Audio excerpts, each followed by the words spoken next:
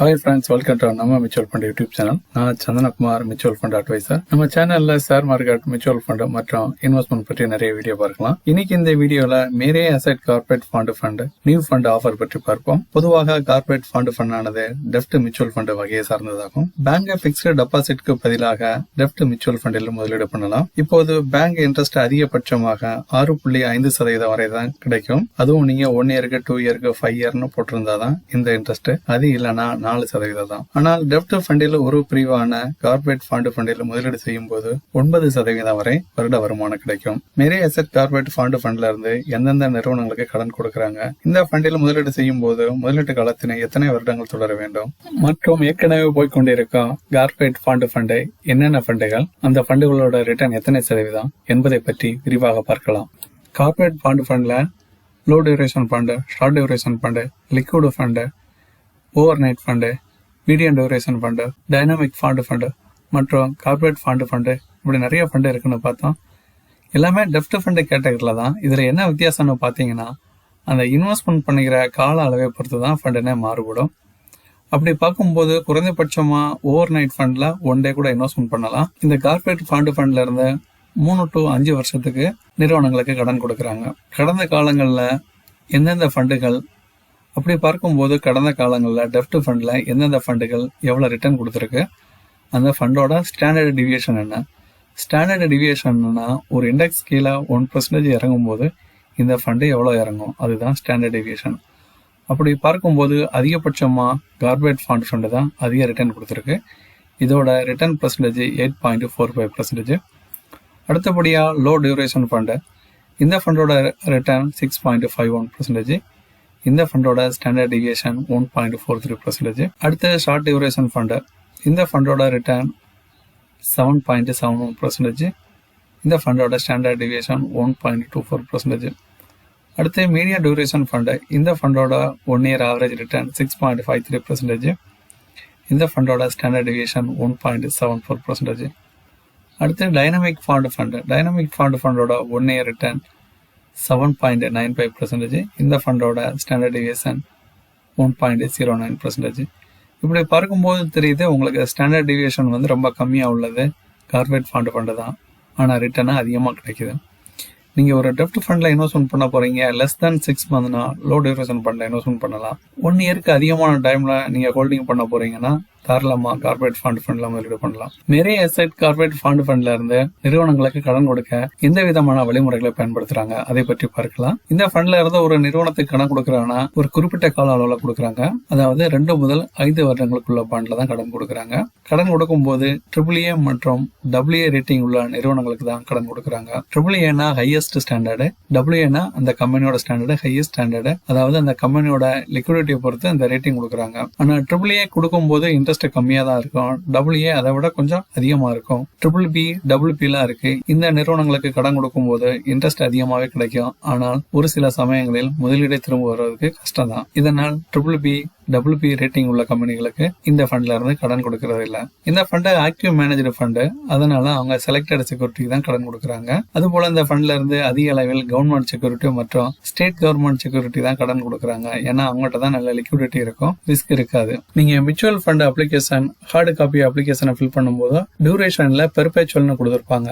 பெர்பேச்சுவல்னா ஒரு குறிப்பிட்ட கால அளவு கிடையாது, அன்லிமிட்டடா போயிட்டே இருக்கும். பாண்ட்ல கூட அப்படி கடன் கொடுக்கறாங்க பெர்பேச்சுவல் முறையில. அதுக்கு ஏதோ கால வரையறுப்பு கிடையாது, வட்டியை மட்டும் கொடுத்துட்டு இருப்பாங்க. அந்த நிறுவனம் அந்த கடனை எப்ப திருப்பி கொடுக்குன்னு தெரியாது. ஆனால் இந்த ஃபண்ட்ல இருந்து அதிகபட்சமாக ஒரு நிறுவனத்திற்கு கடன் கொடுக்கும் போது அதிகபட்சமாக 5 வருட கால அளவுல தான் கடன் கொடுக்கறாங்க. மேரே அசெட் கார்பரேட் ஃபண்டோட NFO டீடைல் பற்றி பார்க்கலாம். Fund house Mirae asset mutual fund. இந்த மேரே அசெட் மியூச்சுவல் ஃபண்ட் 2007 ஆண்டுல இருந்து இந்தியால மியூச்சுவல் ஃபண்ட் பிசினஸ் பண்றாங்க. Basically Mirae asset fund house தென் கொரியாவுக்கு சேர்ந்த நிறுவனமாகும். மேரே அசெட் கார்பரேட் ஃபண்டின் NFO date 24 February to 9th March வரை. இந்த ஃபண்ட் இன்வெஸ்ட்மெண்ட் பண்ணக்கூடிய benchmark name Nifty corporate fund total return index. இந்த ஃபண்ட்ல மினிமம் இன்வெஸ்ட்மெண்டா 5,000 பண்ணலாம். மினிமம் SIP இன்வெஸ்ட்மெண்டா 500 கூட பண்ணலாம். இந்த ஃபண்டோட risk moderate risk, exit load எதுவும் கிடையாது. நீங்க பேங்க் FD மாதிரி 1 இயர் 2 இயர் 5 இயர்லாம் மென்ஷன் பண்ண தேவையில்லை. நீங்க எப்பனாலும் செல் பண்ணலாம், எக்ஸிட் லோடு எதுவும் கிடையாது. மேரே அசெட் கார்பரேட் ஃபண்டோட அசெட் அலோகேஷன் பற்றி பார்க்கலாம். இந்த ஃபண்ட்ல இருந்து பெரும் நிறுவனங்களுக்கு மற்றும் கவர்மெண்ட்டுக்கு கூட கடன் கொடுக்கறாங்கன்னு பார்த்தோம். எத்தனை சதவீதம் பெரு நிறுவனங்களுக்கு கடன் கொடுக்குறாங்க மற்றும் கவர்மெண்ட்டுக்கு எத்தனை சதவீதம் கடன் கொடுக்குறாங்க அதை பற்றி பார்க்கலாம். இந்த ஃபண்ட்ல இருந்து பெரு நிறுவனங்களுக்கு 80 முதல் 100% வரை கடன் கொடுக்குறாங்க. அதுவும் எல்லா நிறுவனங்களும் கிடையாது. AA மற்றும் AAA ரேட்டிங் உள்ள நிறுவனங்களுக்கு மட்டும் தான் கடன் கொடுக்குறாங்க. அது போக கவர்மெண்ட் செக்யூரிட்டிஸ் எனப்பட ஸ்டேட் கவர்மெண்ட் மற்றும் சென்ட்ரல் கவர்மெண்ட்டுக்கு அதிகபட்சமாக 20% வரை கடன் கொடுக்குறாங்க. கடந்த காலங்களில் கார்பரேட் ஃபண்ட் எவ்வளவு ரிட்டர்ன் கொடுத்துருக்கு, 3 இயர் ஆவரேஜ் ரிட்டர்ன் மற்றும் 5 இயர் ஆவரேஜ் ரிட்டர்ன் இதை பற்றி பார்க்கலாம். அப்படி பார்க்கும்போது 100%, அதாவது எல்லா கார்பரேட் ஃபண்டுகளும் இந்த கேட்டகரியில் ஒரு 50 ஃபண்டு கூட இருக்கலாம். அந்த 50 ஃபண்டுமே 6% மேல ரிட்டர்ன் கொடுத்துருக்கு. 88% ஃபண்டு பார்த்தீங்கன்னா 7.5% ரிட்டர்ன் கொடுத்துருக்கு.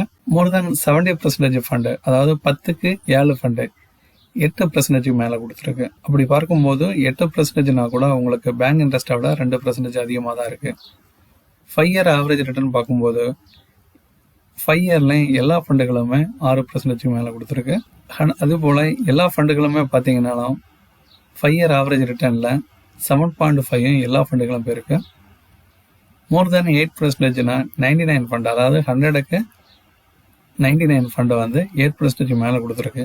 இதை பார்க்கும்போது உங்களுக்கு தெரியுது, இந்த கார்பரேட் ஃபண்டில் 5 இயருக்கு மேலே போட்டால் உங்களுக்கு கண்டிப்பாக 8%க்கு மேலே ரிட்டர்ன் கிடைக்குது. ஒரு சில ஃபண்டுகள் 9%, 9.5 வரை கொடுத்துருக்கு. அது என்னென்ன ஃபண்டுகள்லாம் அதை பற்றி கூட இப்போ பார்க்கலாம். எந்த ஒரு நிறுவனத்திற்கும் கார்பரேட் ஃபண்ட்ல இருந்து கடன் கொடுக்கறதுக்கு முன்னாடி அந்த கம்பெனியோட ரேட்டிங் என்னன்னு தெரிஞ்சுட்டு அதுக்கு தான் கடன் கொடுப்பாங்க. இந்த ஃபண்ட்ல இருந்து நம்ம ஏற்கனவே பார்த்துருக்கோம் AAA மற்றும் AA ரேட்டிங் உள்ள கம்பெனிகளுக்கு மற்றும் கவர்மெண்ட் கம்பெனிகளுக்கு மட்டும் தான் கடன் கொடுக்குறாங்கன்னு பார்த்துருக்கோம். அப்படி பார்க்கும்போது டிஃபால்டர் எந்தெந்த கேட்டகரியில் எந்தெந்த ரேட்டிங்ல உள்ள கம்பெனிகள்லாம் திரும்ப கொடுக்காம இருக்காங்க, எத்தனை சதவீதம் வரை அதை பற்றி பார்க்கலாம். AAA ரேட்டிங்னா நல்ல நிதி நிர்வாகம் உள்ள கம்பெனி. C ரேட்டிங்னா குறைந்தபட்ச அளவு ரேட்டிங். பொதுவாக BB மற்றும் C ரேட்டிங் உள்ள நிறுவனங்களுக்கு எந்த ஒரு ஃபண்ட்ல இருந்து கடன் கொடுக்க மாட்டாங்க. அப்படி பார்க்கும்போது AAA ரேட்டிங்ல இருந்துட்டு கடந்த 3 வருடங்களா பார்க்கும்போது வராக்கடனா 0.04% தான் இருக்குது. AA ரேட்டிங்ல 0.31% தான், ரொம்ப குறைவு தான். இப்போ பிரைவேட் பேங்க்ல கூட வராக்கடன்னு பார்த்தீங்கன்னா 5% இருக்கு. கவர்மெண்ட் பேங்க்லாம் 10%க்கு மேலே இருக்கு. A ரேட்டிங்ல 1.76. இந்த ஃபண்ட்ல இருந்து A ரேட்டிங் கூட கடன் கொடுக்க போறது இல்லை. BB ரேட்டிங்ல 3.55%, WB ரேட்டிங்ல 9.22. ஈவன் BB மற்றும் WB அவங்களோட வராக்கடன் கொஞ்சம் அதிகமாக இருக்கு. B ரேட்டிங்ல உள்ளது அதிகபட்சமாக 17.37 இருக்கு. இதெல்லாம் கொடுத்தாலும் ரொம்ப கஷ்டம். C ரேட்டிங்கை பற்றி சொல்ல தேவையில்லை, 35.89%. அதாவது சராசரியா 3 நிறுவனங்கள் கடன் வாங்கிச்சுன்னா C ரேட்டிங்ல இருந்து ஒரு நிறுவனம் திரும்பி கொடுக்கறது இல்லை. ஏற்கனவே போயிட்டு இருக்கிற கார்பரேட் ஃபண்டுகளோட நல்ல ரிட்டர்ன் கொடுக்கக்கூடிய ஃபண்டுகளை எத்தனை சதவீதம் ரிட்டர்ன் கொடுத்துருக்கு கடந்த காலங்களில், அதோட எக்ஸ்போஷன் ரேஷியோ என்ன மற்றும் அந்த ஃபண்டானது நிர்வாகிக்கு சொத்து மதிப்பு எவ்வளவு என்பதை பற்றி பார்க்கலாம். அதிகபட்சமாக HDFC கார்பரேட் ஃபண்டு இந்த ஃபண்டோட 1 year return 8.78%, 3 year average return 9.18, 5 year average return 8.97. அப்போ இதில் பார்க்கும்போது உங்களுக்கு தெரியுது 8.529% வரை இந்த ஃபண்ட்ல இருந்து ரிட்டர்ன் கிடைக்குது. இந்த ஃபண்டோட எக்ஸ்பென்ஷன் ரேஷியோ 0.3%, டைரக்ட் ஃபண்டு தான். இந்த ஃபண்டை நிர்வகிக்கும் மொத்த சொத்து மதிப்பு 30,847 கோடி. அடுத்ததாக Aditya Birla sun life corporate fund. இந்த ஃபண்டுக்கு 5 ஸ்டார் ரேட்டிங் கொடுத்துருக்காங்க. இந்த ஃபண்டோட கடைசி ஒரு வருட return 9.38%, 3 year average return 9.19%, 5 year average return 8.86%. இந்த ஃபண்டோட எக்ஸ்பென்ஷன் ரேஷியோவும் 0.3% தான், டைரக்ட் ஃபண்டு. இந்த ஃபண்டை நிர்வகிக்கும் மொத்த சொத்து மதிப்பு 26,658 கோடி. அடுத்தபடியாக IDFC கார்பரேட் ஃபண்டு. இந்த ஃபண்டோட 1 year return 8.9%, 3 year average return 8.56%, 5 year average return 8.65%. இந்த ஃபண்டோட எக்ஸ்பென்ஷன் ரேஷியோ 0.27%. இந்த ஃபண்டை நிர்வகிக்கும் சொத்து மதிப்பு 22,999 கோடி. ICICI Prudential corporate fund. இந்த ஃபண்டோட 1 year return 8.74%, 3 year average return 8.91, 5 year average return 8.75. இந்த ஃபண்டோட எக்ஸ்பென்ஷன் ரேஷியோ 0.28. இந்த ஃபண்டை நிர்வகிக்கும் சொத்து மதிப்பு 21,186 கோடி. அடுத்தபடியாக கோட்டக் கார்பரேட் ஃபண்டு. இந்த ஃபண்டுக்கும் 5 ஸ்டார் ரேட்டிங் கொடுத்துருக்காங்க. இந்த ஃபண்டோட 1 year return 7.57%, 3 year average return 8.67, 5 year average return 8.62%. இந்த ஃபண்டோட எக்ஸ்பென்ஷன் ரேஷியோ 0.27 தான். இந்த ஃபண்டை நிர்வாகிக்கும் மொத்த சொத்து வாய்ப்பு 8484 கோடி. இதுல பார்க்கும்போது உங்களுக்கு தெரியுது, இது போல மேரே எசெட் கார்பரேட் ஃபண்டோ நல்லா ரிட்டர்ன் கொடுத்துச்சுன்னா நீங்க வருட சராசரி வருமானமாக 8.529% வரை எதிர்பார்க்கலாம். ஒரு பாண்டு வாங்குறதுக்கு பதிலாக இந்த கார்பரேட் ஃபண்ட்ல நீங்க வாங்கலாம். ஏன்னா இதுல ரிஸ்க்ங்கிறது மிக மிக குறைவு. ஒரே பாண்டு நீங்க வாங்கினீங்கன்னா அந்த கம்பெனிக்கு ஏதோ எஸ் பேங்க், திவான் ஹவுசிங் ஃபைனான்ஸ் மற்றும் அனில் அம்பானி குரூப் இதே போல ஏதாவது பிரச்சனை ஏற்பட்டுனா உங்க முதலீடுக்கே திரும்ப கிடைக்கிறதுக்கு வாய்ப்பு இல்லை. ஆனா அந்த கார்பரேட் ஃபண்ட்ல அப்படி கிடையாது.